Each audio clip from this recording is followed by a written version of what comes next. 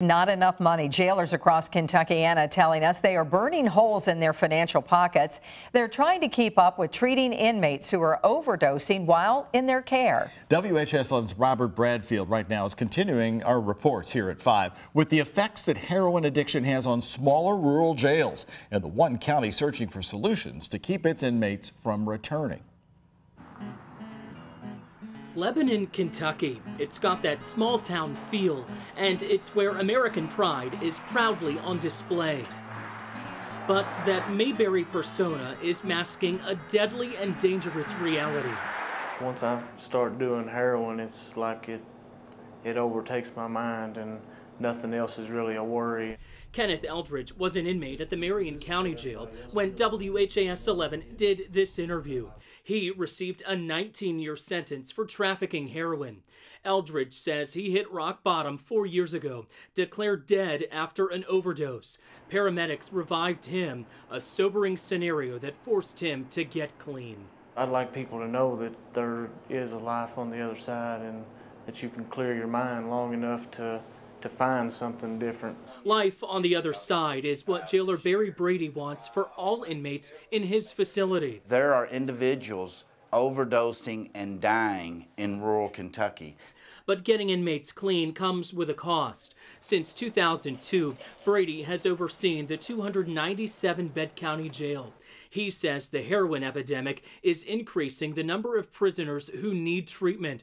The jail went from housing more than 14,000 inmates for all of 2015 to more than 17,000 for all of 2016. There's someone on some type of a mental health watch or detox watch constantly. Brady says the jail spent nearly $300,000 for medical services during the 2010-2011 fiscal year. That number topped almost $500,000 for the 2016-2017 fiscal year. I used to live with no regrets in what I did.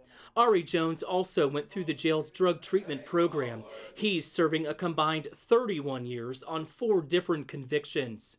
Jones says he spiraled out of control 17 years ago when he was involved in a crash that killed his wife. She was driving. They both were under the influence of alcohol. I didn't know how to deal with it, so I was really just turned to drugs. Jones is now taking part in the jail's culinary program. He is hoping to own his own restaurant.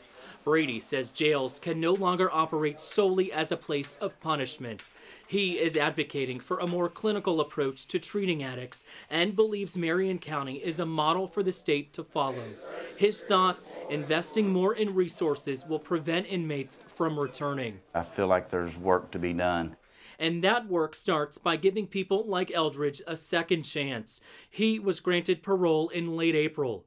Brady says Eldridge is an example of how lives can change if the inmate puts in the effort to choose to live, which Eldridge admits was not always the choice he'd make. And when you're in the process of using heroin, you really you don't think about anything else and you think that that's it. Your life runs from high to high. Now, for those skeptics who ask why put money into treating inmates, well, jailer Brady says he is seeing a reduced recidivism rate among those inmates who do receive medical care. And we did just mention that Eldridge paroled out of jail in April. We do know that Jones will go before the parole board in July. And in speaking with both of them earlier this year, really got a sense that they really want to get out of jail, both square looking me in the face, saying they have children and they want to live for them. Oh, we hope they do well. Yep. Well, and they're teaching them the new skills. I mean, you said the whole culinary course down there. Yeah, cooking, that's fairly new as well. Jones is going through that. There's another program that's the largest in the state that the jail offers in terms of recovery. So the jail really trying to make strides to not see inmates return. Not just the larger jails like Metro Louisville, but Marion County doing smaller, this. Yep. All right. Thank you very much, Rob.